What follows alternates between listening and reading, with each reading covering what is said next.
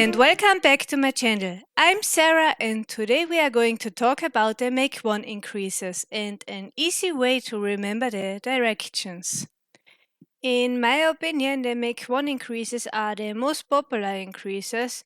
You encounter them in almost every pattern and it's a really important technique to know. Let's start with the Make 1 right increases. You have to look for the strand that runs in between your stitches. You need this strand for your Make 1 increases. For the right leaning increase, insert your left needle from the back to the front and lift it onto your needle. When you look closely at the loop on your needle, you can see that it points towards the right side. This way you know you're working a Make 1 right increase. You have to work into the front leg of the stitch, so this can be a bit tight, so loosen it up and then knit into it as it would be a normal stitch. Let me show you again. Pick up the strand of the yarn that runs between the stitches from back to front. Maybe it's easier for you to pick it up with your right needle and then place it on top of your left needle. Insert your right needle again through the front leg and knit it. And this is how you can work the Make 1 right increase. The Make 1 right increase is a technique where the stitch you increased leans to the right side. Now let's work the Make 1 left increase. This new stitch will lean to the left side.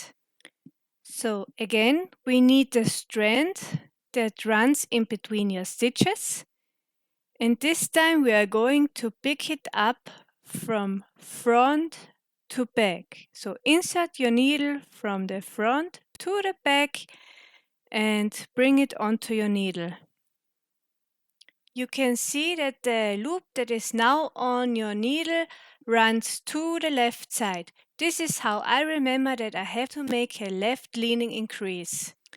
The front loop here looks really inviting, but we will not knit it through the front loop. We need to knit it through the back loop to create a twisted stitch so that we won't have any holes in our fabric later.